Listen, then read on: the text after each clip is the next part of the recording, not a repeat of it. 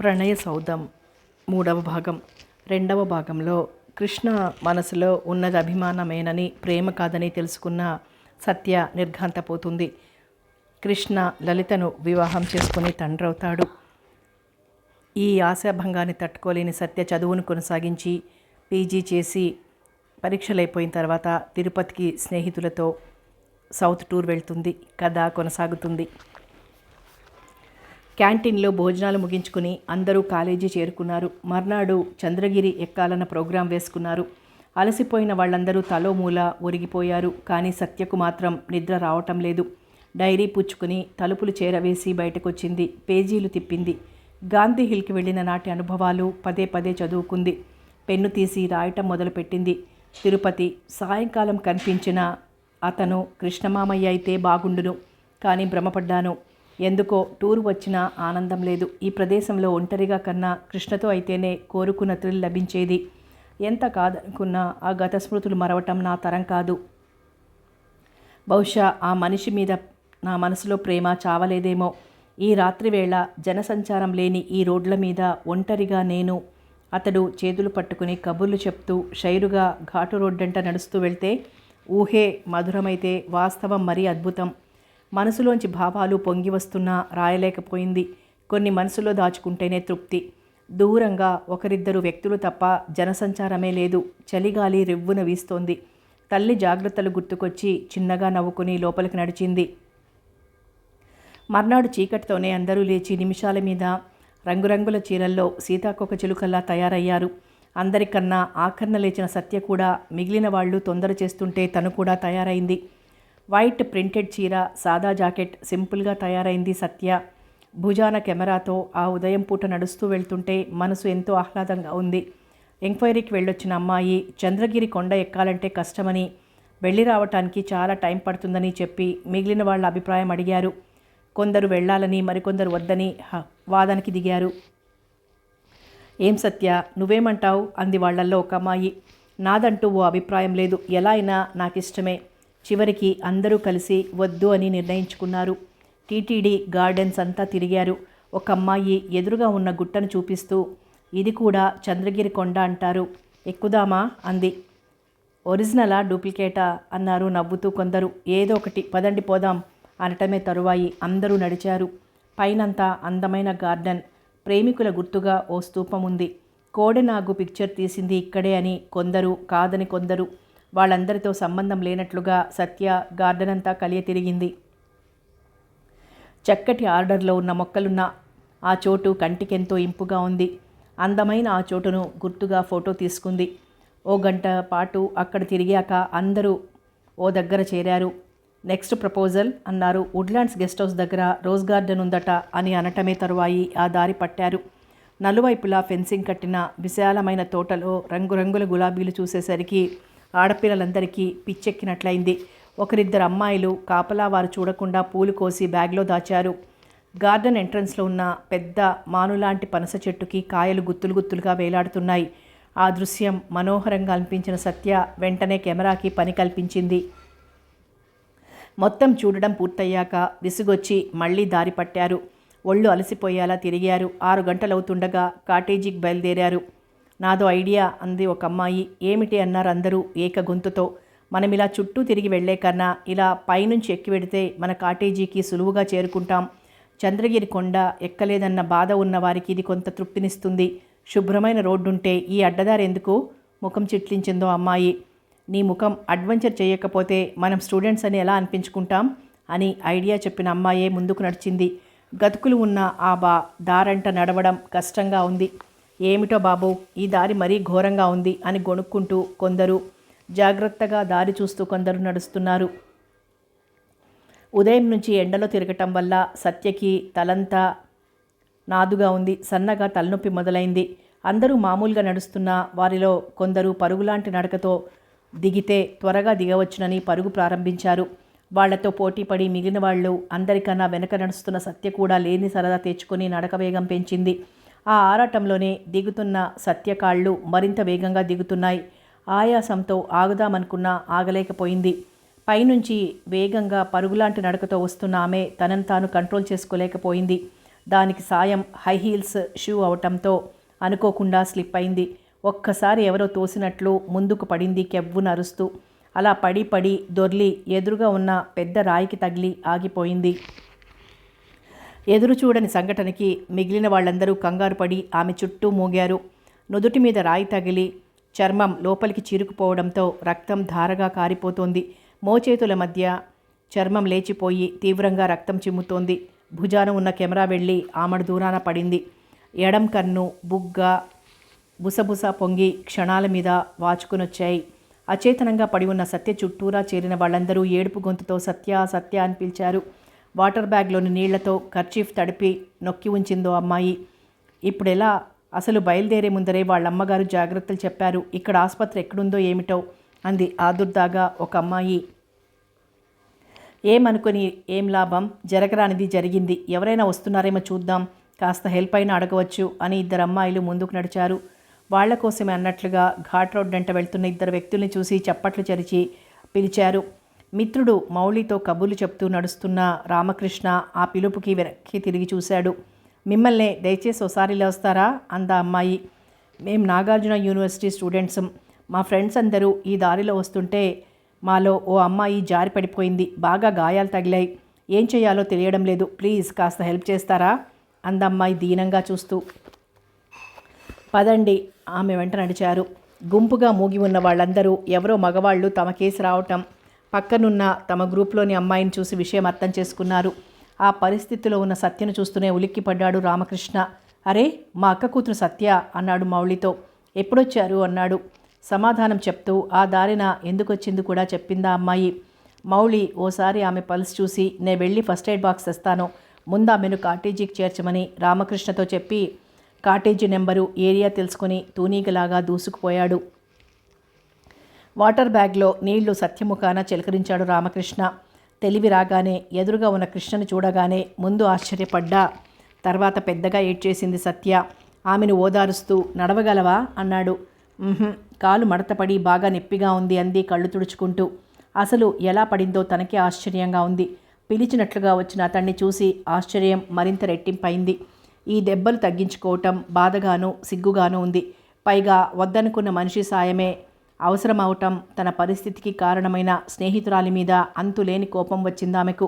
ఆమె ఉన్న పరిస్థితిలో సత్య నడవలేదని గ్రహించిన రామకృష్ణ ఒక్క సెకండ్లో సత్యని లేపి అమాంతం పసిపిల్లలా చేతుల మీద వేసుకున్నాడు.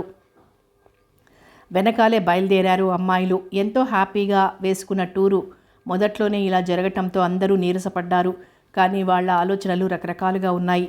సత్యకింత అందమైన అంకుల్ ఉన్నాడని మాట మాత్రంగా అయినా చెప్పలేదు అని ఒకరు, హీరోలా ఉన్నాడని మరొకరు, గాయాలు తగిలిన సత్య లక్కీ అని ఇంకొకరు వాళ్లల్లో వాళ్లే కామెంట్ చేసుకోసాగారు. ఎదురుపడ్డ కొందరు ఆమెకి ఏమైంది అని ఆత్రంగా అడుగుతుంటే సత్య సిగ్గుగా కళ్ళు మూసుకుంది. ముందుగా కొందరు దారి చూపుతుంటే సత్యని బెడ్ మీద చేర్చాడు రామకృష్ణ. మరో 5 నిమిషాలకల్లా మౌళి రానే వచ్చాడు. కంగారుగా లేవాలనుకున్న బాధ వల్ల లేవలేకపోయింది సత్య. ఆహా, మీరు లేవకండి అని బ్యాగ్ తెరిచి ఏవో మందులు, బ్యాండేజీ తీశాడు. ఏది, కాలు చూపించు అన్నాడు రామకృష్ణ. అంది భయంగా కాలు వెనక్కి లాక్కుంటూ. అతడు నా ఫ్రెండు డాక్టర్ శశిమౌళి, గాయాల్ని చూపించు. ఏ సత్య, చూడనీవే, సమయానికి దేవుడిలా మీ అంకుల్ రాబట్టి సరిపోయింది. అదృష్టవంతుడికి యాక్సిడెంట్ అయితే అంబులెన్స్ కింద పడ్డాడన్నట్లు. నిజంగా నువ్వు వెరీ లక్కీ కాబట్టే పక్కన డాక్టర్ కూడా ఉన్నాడు అంది సత్య ఫ్రెండు. అయిష్టంగానే కాలు ముందుకు చాపింది, బాధను నొక్కి పెడుతూ. చీరను తొలగించి మోకాలు చూడబోతున్న మౌళి చేతిని కంగారుగా వెనక్కి తోసింది. మీరలా సిగ్గుపడితే నేనేం చెయ్యలేను, డాక్టర్ దగ్గర ఫ్రీగా ఉండాలి అంటూనే మృదువుగా ఆమె దెబ్బని పరీక్షించాడు. అపరిచితుడైన వ్యక్తి ముందు తప్పనిసరిగా మౌనంగా ఉండిపోయింది. తెల్లటి చర్మమంతా నల్లగా కమిలిపోయింది. చెక్కు లేచిపోయి రక్తం చిమ్ముతోంది. కాటన్తో అతను గాయాన్ని క్లీన్ చేస్తుంటే బాధ భరించలేనట్లుగా చివాల్న చేతిని తోసి చప్పున చీరను కిందికి లాక్కుంది. ఆమె వైపు చూశాడు మౌళి ఒక్క క్షణం పాటు. సారీ అంది సిగ్గుగా. మా సత్యకి కాస్త ఓర్పు తక్కువ, నువ్వేమనుకోవద్దు అన్నాడు రామకృష్ణ.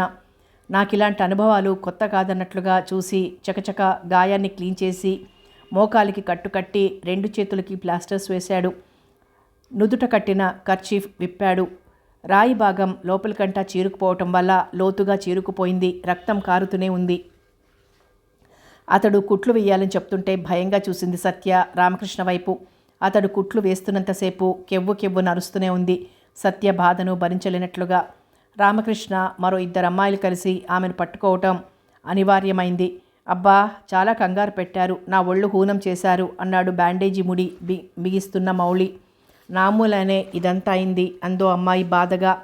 నొప్పి తగ్గటానికి 2 ఇంజెక్షన్లు కూడా చేశాడు. అందరూ ఏకగొంతుతో వాళ్ళిద్దరికీ కృతజ్ఞతలు తెలియచేశారు. డాక్టర్గా అది తన విధి అన్నట్లుగా ఓ చిరునవ్వు నవ్వాడు మౌళి.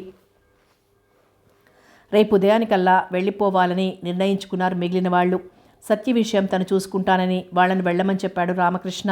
నే వెళ్ళకపోతే వాళ్ళు బాధపడతారు సన్నగా అంది సత్య. నోనో, మీరు కదలటానికి వీల్లేదు, రేపటికి అవే గాయాలు బాగా నొప్పి చేయవచ్చు, టూర్ క్యాన్సిల్ చేసుకోవడం మంచిది అన్నాడు మౌళి. వాళ్ళందరూ నిరుత్సాహంగా వద్దులే సత్య, మొదటే ఇలా అయింది, మేం కూడా ఎవరిళ్ళకి వాళ్ళు వెళ్ళిపోతామన్నారు. నా గురించి మీరు మానటం నాకు ఇష్టం లేదు, మీరు వెళ్ళండి, నేనేం అనుకోను అంది సత్య. వాళ్ళందరూ చాలాసేపు తర్కించుకున్నాక చివరకు అందరూ కలిసి వెళ్ళాలని నిర్ణయించుకున్నారు. మౌళి, రామకృష్ణ కూడా వాళ్ల కోరికపై ఆ రాత్రి అక్కడే ఉండిపోయారు. గాఢ నిద్రలో ఉన్న మౌళికి చటుక్కున మెలకువ వచ్చింది. సత్య కాబోలు సన్నగా పిలుస్తోంది. పక్కకు తిరిగి చూశాడు. రామకృష్ణ గాఢ నిద్రలో ఉన్నాడు. మెల్లగా లేచి గది గుమ్మం దగ్గర నిలబడ్డాడు. అక్కడ వరుసగా సత్య ఫ్రెండ్స్ అందరూ ముసుగులు తన్ని మరీ పడుకున్నారు. పగలంతా తిరిగి ఉన్నారేమో. బాగా అలసిపోయి పడుకున్న వాళ్ళకి ఆమె పిలుపు ఎంతమాత్రం మెలకువ తెప్పించలేదు. ఆ సమయంలో చేసేదేం లేక మౌళి సత్య బెడ్ దగ్గరగా వెళ్ళి చనువుగా ఏం కావాలి అని అడిగాడు. ఎంతోసేపటి నుంచి పిలుస్తున్నా వీళ్లలో ఒక్కరు కూడా లేవలేదు. హఠాత్తుగా మౌళి రావటం చూసి కంగారు పడిందామె. నాకు జ్వరం వచ్చినట్లుగా ఉంది, ఒళ్ళంతా కాలిపోతోంది, గాలి కూడా ఆడటం లేదు, నిద్ర రావటం లేదు, బయట కూర్చోవాలనుంది, కాస్త వాళ్ళని ఎవరినైనా లేపుతారా అంది అత్తింపుగా. ఈ మాత్రం దానికి వాళ్ళని లేపటం ఎందుకు, నేను లేచానుగా, రండి, నడవగలరా అన్నాడు సత్యవైపు చూస్తూ. లేస్తాను అని మాటైతే అంది, కానీ ఒక్క అడుగు కూడా ముందుకు వెయ్యలేకపోయింది. మోకాళ్ళు బాగా బరువు చేసింది. అనీజీగా ఉన్న ఆమె ముఖవైఖరి చూసిన మౌళి ముందుకు వెళ్ళి చెయ్యి అందించాడు. క్షణంపాటు తటపటాయించిన అతను డాక్టర్ అన్న విషయం గుర్తుకొచ్చి ఏమాత్రం సంకోచించకుండా ఆ చేతుని అందుకుంది. అతి కష్టంగా అడుగులు వేస్తోంది. బాధను పంటి బిగువన నొక్కి పడుతోంది. గమనించిన మౌళి తన చేత్తో నడుమునెత్తి మరో చేతిని భుజాల మీద ఉంచి తేలిగ్గా బయట చేర్చాడు. కుర్చీలో కూర్చోబెట్టాడు. అనుకోని అతని చొరవకు ఆశ్చర్యపోయింది సత్య. లోపల నుంచి చిన్నపాటి టీపాయి తెచ్చి ఆమె ముందుంచి కాళ్ళుంచుకోమన్నాడు. బయట చల్లగా మంచు కురుస్తోంది, కానీ సత్యకు మాత్రం ఎంతో హాయిగా ఉంది. చేతులతో ముఖం తుడుచుకుని కూర్చుంది. ముఖం బాగా వాచింది అని లోపలికెళ్ళి అద్దం తెచ్చిచ్చాడు మౌళి. అద్దంలో తన ముఖం తనకే వికృతంగా కనిపించడంతో పెద్దగా అరిచినంత పనిచేసింది. విపరీతంగా ఏడుపు ముంచుకొచ్చింది. ఈ పరిస్థితిలో అమ్మ చూస్తే ఇంకేమన్నా ఉందా అనుకుంది. ఈ వాపులు ఎప్పుడు తగ్గుతాయి అంది. ఓ టాబ్లెట్ ఇస్తాను, వేసుకోండి అన్నాడు లేస్తూ. అప్పటికతను 3వ సారి లేవడం. గ్లాసుతో నీళ్లు, టాబ్లెట్ ఇస్తున్న అతని వైపు చూస్తూ, మిమ్మల్ని చాలా ఇబ్బంది పెడుతున్నాను, మా వాళ్ళని ఎవరినన్నా లేపితే బాగుండేది అంది సిగ్గుగా. ముందర ఈ టాబ్లెట్ వేసుకోండి.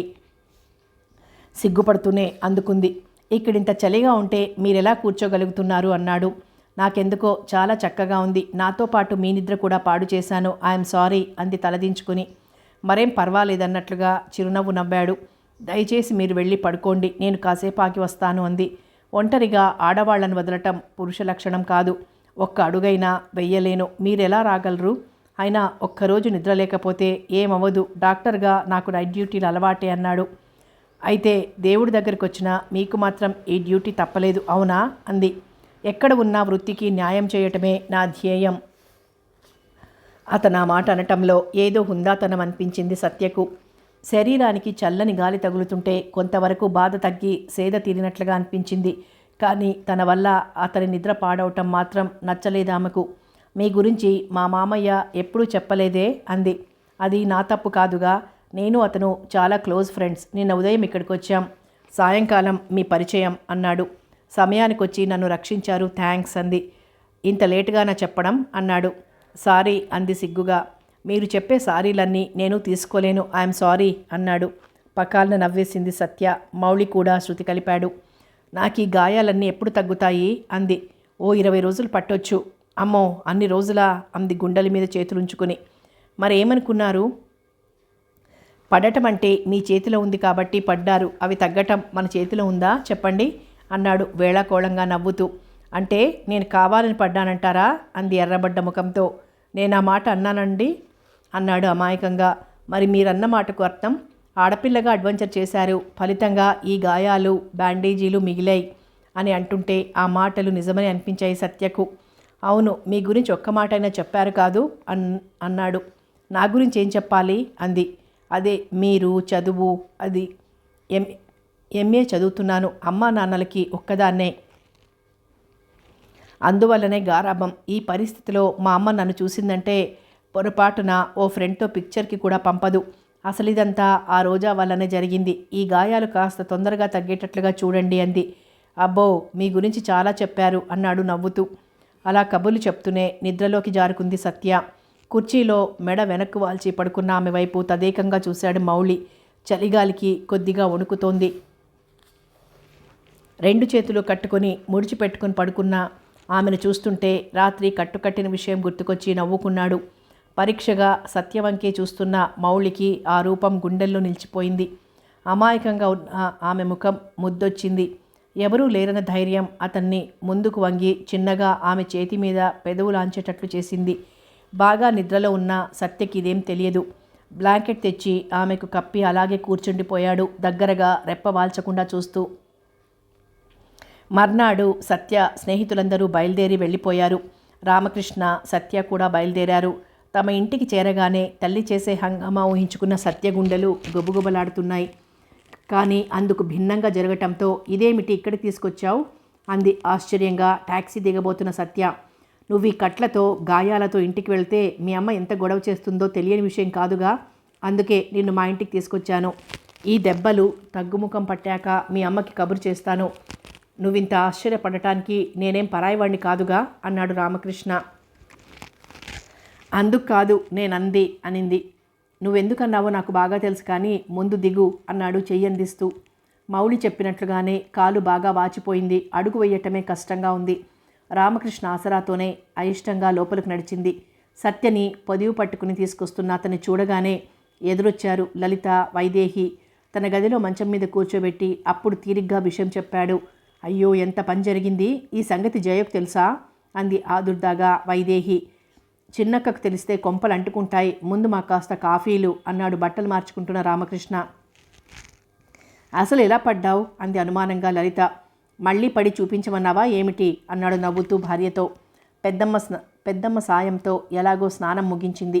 చీటికి మాటికి కాఫీ కావాలా, టాబ్లెట్ వేసుకుంటావా, నొప్పులు తగ్గాయా అని ఆప్యాయంగా అడుగుతున్న ఆ అభిమానానికి తట్టుకోలేకపోతోంది ఆమె మనసు.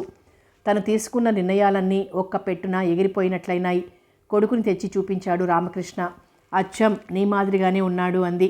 ఒరేయ్ బాబు సతీష్, మీ పిన్నిరా తిరుపతి వెళ్ళిన సందర్భంగా గుర్తుగా శంకుచక్రాలు తగిలించుకుంది, చూసావా అన్నాడు నవ్వుతూ. చాలండి మీ మాటలు మరీను అంది కోప్పడుతూ లలిత. రామకృష్ణ ఇంట్లో వారం రోజులు ఎలా గడిచిపోయాయో సత్యకే తెలీదు. రోజు తప్పనిసరిగా వచ్చి ప్రత్యేకంగా తనకు ట్రీట్మెంట్ చేస్తున్న మౌళి మీద అభిమానం పెరిగింది సత్యకు. శరీరానికి తగిలిన గాయాలు మానుపడుతున్నా మనసు మాత్రం వెనుకటి విషయాన్ని గురించి ఆలోచించటం మానలేదు సత్యకు. అసలు హైదరాబాద్ రాకూడదని ఎంత బెట్టుగా ఉంటే ఈ యాక్సిడెంట్ అవటం, ఎవరో పిలిచినట్లుగా సమయానికి కృష్ణమామయ్య రావటం, తరిక్కడికి తేవటం అంతా వింతగా ఉంది సత్యకు. కుట్లు కూడా పడ్డాయంటే బాగా పెద్ద గాయమే అయి ఉంటుంది. జయకు ఫోన్ చెయ్యరా కృష్ణ అని తమ్ముడిని పోరుతూనే ఉంది వైదేహి. అలాగే అంటూనే ఉన్నాడతను. అయోడెక్స్ రాస్తాను కాలు చాపు అంటున్న భర్త దగ్గరికి వచ్చిన లలిత, ఆ పని నేను చేస్తాను కానీ మీరు వెళ్ళి స్నానం చేయండి అంది అతని నుంచి సీసా లాక్కుని. వద్దక్క, నేను రాసుకుంటానివ్వు అంది ముఖమాటంగా సత్య. అయితే ఇందా అని సీసా సత్య చేతికిచ్చి హడావుడిగా వెళ్ళింది లలిత. తను వచ్చినప్పటికీ ఇప్పటికీ లలిత ప్రవర్తనలోని తేడాను సత్య గమనించకపోలేదు. 1-2 సార్లు పిల్లవాడి మీద పెట్టి విసుక్కోవటం, రామకృష్ణ తనతో మాట్లాడుతుంటే కావాలని ఏదో పని చెప్పటం, ఒక్క ముక్కలో చెప్పాలంటే సత్య ఎంత తొందరగా వెళ్తుందా అని ఉంది లలితకు. తన భర్త ఆమె విషయంలో శ్రద్ధ తీసుకోవటం, తమ రూమ్లో ఉండటం, ప్రతిదానికి దగ్గరుండి చేయటం, ఆఖరికి బాత్రూంలో స్నానానికి కూడా నీళ్లుంచటం, ఇవన్నీ చూస్తుంటే అయిష్టంగా ఉంది. ఇంకా కుంటుతూ నడుస్తున్న సత్యని చూసి నొప్పి పూర్తిగా తగ్గలేదు. అయోడెక్స్ మర్దన చేస్తే నొప్పి త్వరగా తగ్గుతుంది అనంటున్న అతని మాటలకి అబ్బే వద్దు అంది కంగారుగా సత్య. నీ ముఖం ఎందుకలా బెదిరిపోతావు? అసలు నేను ఎన్నిసార్లు రమ్మన్నా మా ఊరొచ్చావా? ఆ తిరుపతి దేవుడి దయ వల్ల ఆయన నా యందుండే నీకు ఈ దెబ్బలు తగిలాయి. లేకపోతే మా ముఖాలు చూడటం ఇష్టం లేని దానిలా మీ ఊరు వదలవు కదా అంటూ చనువుగా కాలి మీద మందు రాస్తుంటే ఇంకేం అనలేకపోయింది. అతడు కనపరుస్తున్న శ్రద్ధకు సత్య మనసు తృప్తితో నిండిపోయింది. లలిత గుండెలు కోపంతో భగ్గుమన్నాయి. ఆ రోజు సమయానికి మామయ్య రాబట్టి గాయాలతో బయటపడింది. లేవలేని తన్ని చేతుల మీద మోసుకుని తీసుకువెళ్ళటం మనసులో మెదిలింది. ఆ క్షణాన అతని మీదున్న ప్రేమ మరింత రెట్టింపైంది ఆమె హృదయంలో. మర్నాడు తెల్లవారకుండానే వచ్చిన తల్లిని తండ్రిని చూసి నివ్వెరపోయింది సత్య. కూతురి తలకున్న కట్లను చూస్తూనే కౌగులించుకుని ఏడుపు మొదలుపెట్టింది జయలక్ష్మి బిగ్గరగా. ప్రభాకరానికి కూడా కళ్ళనీళ్ల పర్యంతమైంది. ఏమ్మా, గాయాలు బాగా మానాయా అన్నాడు దుఃఖంతో బొంగురుపోయిన గొంతుతో. అందుకే వెళ్తానంటే నేను అస్సలు ఇష్టపడలేదు. చెప్పిన జాగ్రత్తలన్నీ నా దగ్గరే వదిలేశావు. శుభమా అని మొదటగా తిరుపతి వెళ్తే ఈ యాక్సిడెంట్ ఏమిటి? అసలు ఆ దారంబడి ఎందుకు వెళ్ళావు సత్య అంది ఏడుపులోనే కోపంగా. నిజంగా మనం ఎంతో అదృష్టవంతులం. ఇంకా నయం, ఆ దెబ్బ కళ్ళకు తగిలితే ఇంకేమన్నా ఉందా అంది వైదేహి. భయంగా సత్యని దగ్గరకు తీసుకొని, నా గొంతులో ప్రాణం ఉండగా ఎక్కడికి పంపను. ఇప్పుడు చాలా వరకు తగ్గినాయి. నువ్వు ఇలా కంగారు పడతావనే నీకు తెలియనివ్వలేదు. పడ్డరోజు చూసావంటేనా నీ కూతురు అవతారమే పూర్తిగా మారిపోయింది. మొత్తానికి సత్యకి పెద్ద గండమే తప్పింది అన్నాడు రామకృష్ణ. కావాలని చేసుకున్న దానికి ఎవరినని లాభం అంది పుల్లవిరుపుగా లలిత. ఎవరు ఎన్ని మాటలన్నా మౌనంగా ఉండిపోయింది సత్య. ఒరేయ్ కృష్ణ, సమయానికి దేవుళ్లాగా వెళ్ళావు, దాన్ని రక్షించావు. నువ్వే లేకపోతే ఏమై ఉండేదో అంది ఆందోళనగా జయలక్ష్మి. అదంతా తన గొప్ప కాదని పక్కనే ఉన్న మిత్రుడు డాక్టర్ మౌళిదని చెప్పాడు. అతన్నో మారు తీసుకురమ్మని తన కృతజ్ఞతలు చెప్పాలని కోరింది ఆవిడ.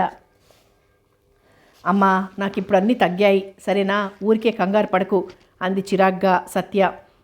నువ్వు ఇలాగే అంటావు. ఓసారి అతన్ని పిలవరా కృష్ణ అంది తన ధోరణిలో జయలక్ష్మి. 2 రోజుల తర్వాత సత్యని తీసుకువెళ్తాను అన్న జయలక్ష్మితో మళ్ళీ సత్యను డాక్టర్ చూపించి కుట్లు తీయించాలి, ఓ వారం రోజులు ఉంచు అని తమ్ముడు బలవంత పెట్టడంతో కాదనలేకపోయింది. ప్రభాకరం మాత్రం వెళ్ళిపోయాడు. ఉన్నట్లుండి సత్యకెందుకో అప్పటికప్పుడు వెళ్ళిపోవాలన్న కోరికే అధికమైంది. కానీ ఈ పరిస్థితిలో తన మాట ఎవరూ వినిపించుకోరని గమ్మున ఉండిపోయింది. తల్లిని చూస్తుంటే కోపంగా ఉందామెకు. మౌళికి ఏదో సన్మానం చేసేటట్లుగా ఉన్నాయి ఆమె మాటల తీరు. కావాలని దెబ్బలు తగిలించుకొని ఇక్కడికి చేరినట్లయిందని తన మీద తనకే చెప్పలేనంత కోపం వచ్చింది సత్యకు. 6 గంటలకే సత్యని లేపుతూ హ్యాపీ బర్త్డే టు యూ అన్నాడు రామకృష్ణ చిరునవ్వుతో. నా పుట్టినరోజని నీకెలా తెలుసు అంది ఆశ్చర్యంగా. నీకన్నా ముందుగా పుట్టాను కాబట్టి త్వరగా లేచి తలంటుకో అన్నాడు. ఏం అంత గ్రాండ్గా చేస్తావా? చూస్తావుగా, లే మరి అన్నాడు ఆమె చేయి పట్టి లేవదీస్తూ. కాఫీ తాగుతున్న కూతురితో నేను ఆ మాటే మర్చిపోయాను. నీకు ఇలా అయిందని తెలిసిన దగ్గర నుంచి నా మతిలో లేదంటే నమ్ము. కృష్ణ చెప్పే వరకు నాకు అసలు గుర్తే లేదు అంది జయలక్ష్మి. గుర్తుంటే మాత్రం ఇదేమన్నా మనిల్లా కోపంగా అంది సత్య. అదేం మాట, వాడేమన్నా పరాయివాడా, ఇదేమన్నా పరాయిల్లా అంది. ఏమిటక్క, సత్య ఇంకా కబుర్లు చెప్తూనే ఉంది, తలంటుకోనని మారం చేస్తోందా? అవును అంది సత్య. ఎందుకనో నాకిష్టం లేదంతే మొండిగా అంది.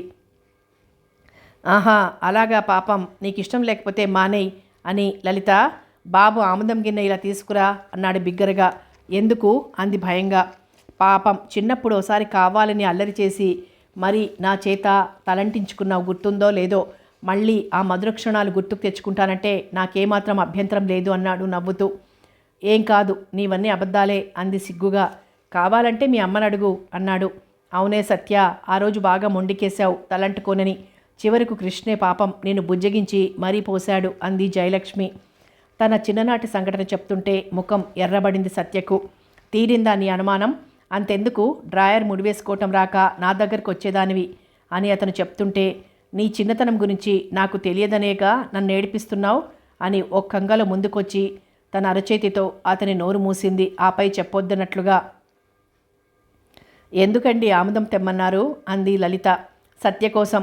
ఇదిగో మామయ్య చెప్తున్నాను, నాకు తలంటొద్దు అంది దూరంగా జరుగుతూ. మా ఇంటికి వచ్చిన వాళ్ళు మా ఇష్ట ప్రకారం చేయవలసిందే. అని సత్యని గట్టిగా పట్టుకుని మరో చేత్తో లలిత చేతిలోని ఆముదం గిన్నె మొత్తం ఆమె తల మీద ఉంచాడు. గోల పెడుతున్నా వినకుండా ఛీ ఆముదం కొంపు అంది ముక్కు మూసుకుని ఏడుపు ముఖంతో. బాగుందర్రా మీ అల్లరి, కొడుకు పుట్టినా వాడల్లరి తగ్గలేదు, పెద్ద పిల్లైనా దీని గారాబం తగ్గలేదు అంది వైదేహి. అవునక్క, కృష్ణ వచ్చాడంటే చాలు మా ఊరు ఒకటే అల్లరి, కావలసినంత కాలక్షేపం అంది ముచ్చట పడుతున్న జయలక్ష్మి. తర్వాత తీరిగ్గా కబుర్లు చెప్పుకోవచ్చు, నీళ్లు చల్లారిపోతున్నాయి పద, లేకపోతే ఆయనే స్వయంగా పోసేటట్లున్నారు అంది లలిత అసహనంగా. ఆ మాట నిజమే అనిపించిన సత్య భయంతో బాత్రూం వైపు నడిచింది. క్రితం రోజు కొన్న చీర తనకిచ్చి కట్టుకోమంటుంటే ఆశ్చర్యంగా చూస్తూ ఈ చీర లలితక్కని చెప్పి నాకిస్తావేం అంది. ఇది నీకోసమే కొన్నాను, చెప్తే వద్దంటావని అలా అన్నాను అన్నాడు. అయితే నువ్వు చెప్పే మాటలన్నీ అబద్ధాలే అన్నమాట అంది సీరియస్గా చూస్తూ. కొన్ని పరిస్థితుల్లో అలా చెప్పక తప్పదు.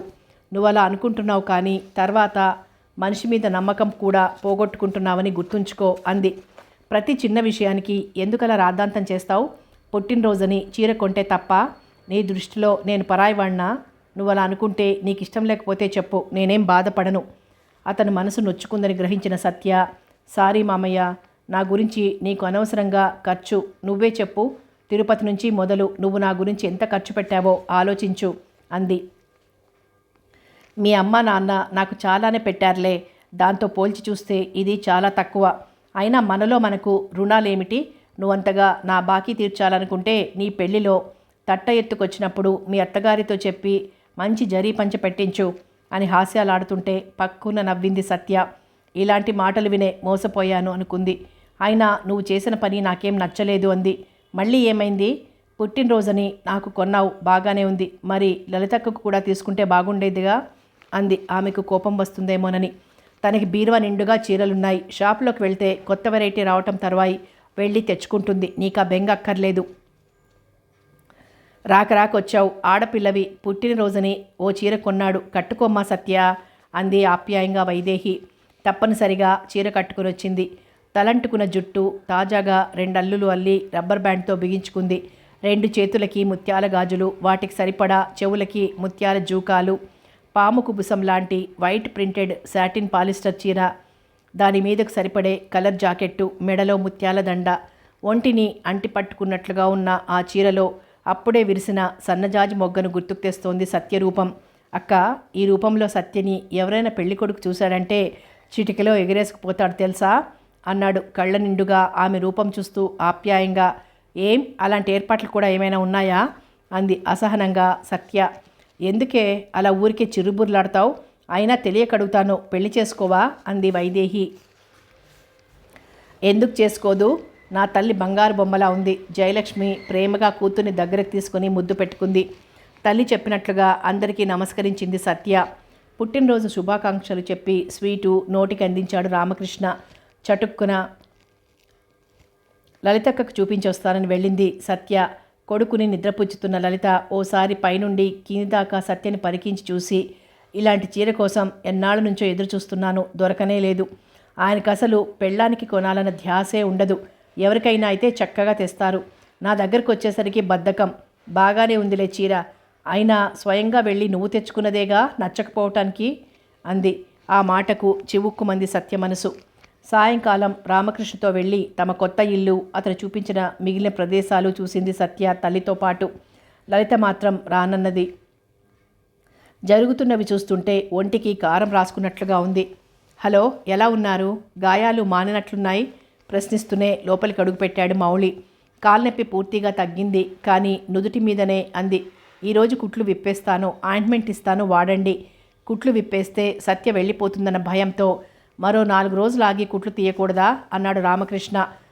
ఉన్న రోజులు చాలేదా అంది సత్య. నువ్వు రావటమే అపురూపం. ఎన్నాళ్ళుంటే నీ ఆశ తీరుతుంది? ఎన్నాళ్ళైనా సరే. అంత ఉంచుకోవాలనుకున్న వాడివైతే శాశ్వతంగా ఉండిపోయేలా చేసుకోపోయావా అందామనుకున్నా అనలేకపోయింది. కుర్చీలో మెడ వెనక్కి వాల్చి కూర్చున్న సత్య కట్లు విప్పుతున్న మౌళి కళ్ళు తననే పరీక్షగా చూడటం చూసి ఉలిక్కి పడింది. అందమైన పర్సనాలిటీతో వైట్ డ్రెస్లో కలిసిపోయింది అతని శరీర ఛాయ.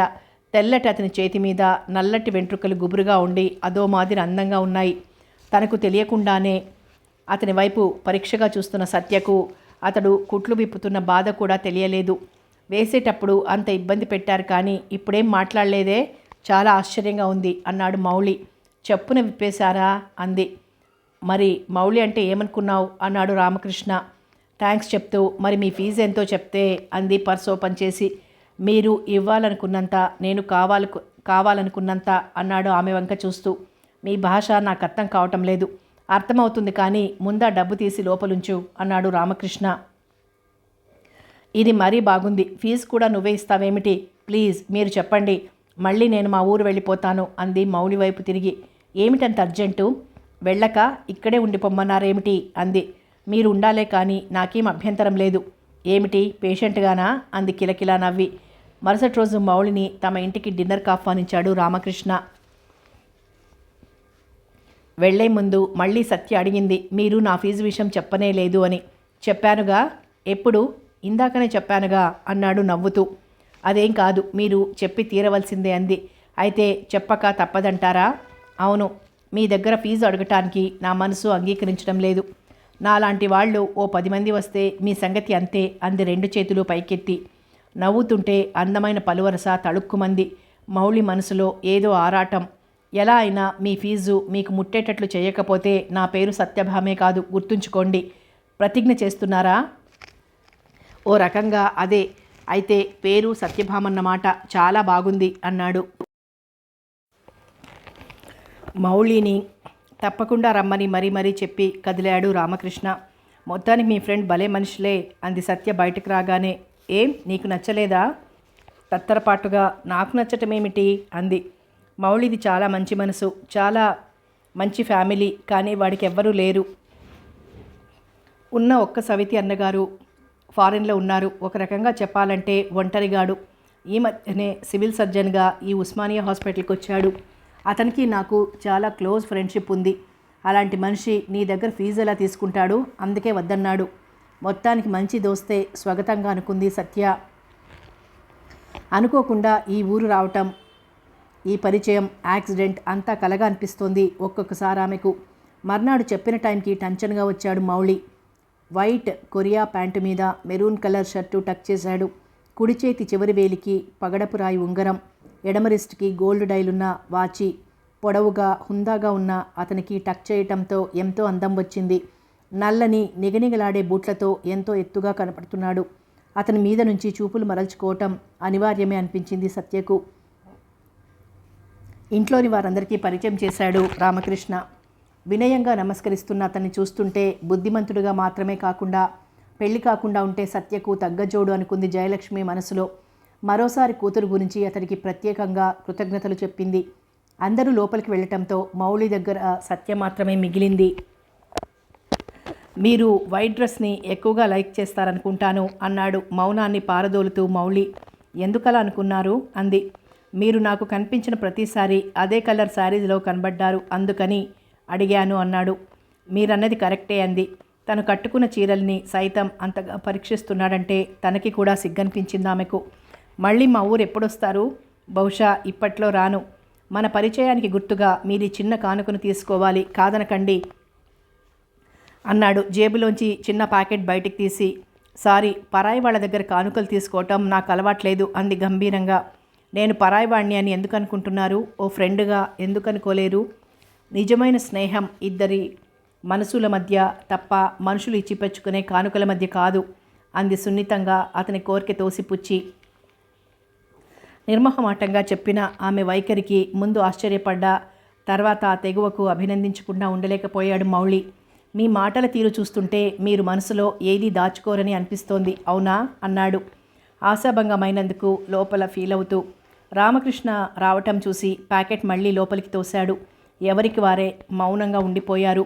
భోజనాల దగ్గర కూడా సత్య సీటు అనుకోకుండా మౌళి పక్కనే వచ్చింది.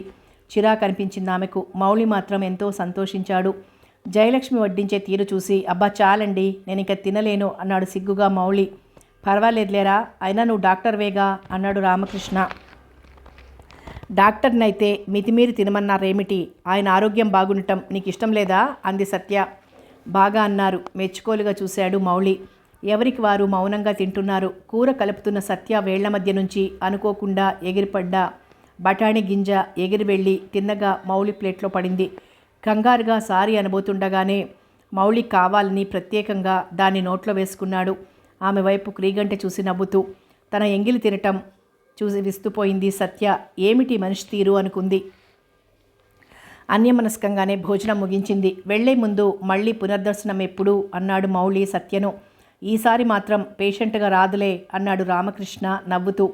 అతను వెంటే నడుస్తూ వరండాలో ఎవ్వరూ లేని సమయం చూసి నన్ను క్షమించండి, భోజనాల దగ్గర అనుకోకుండా జరిగిపోయింది, కావాలని మాత్రం చెయ్యలేదు అంది కంగారుగా.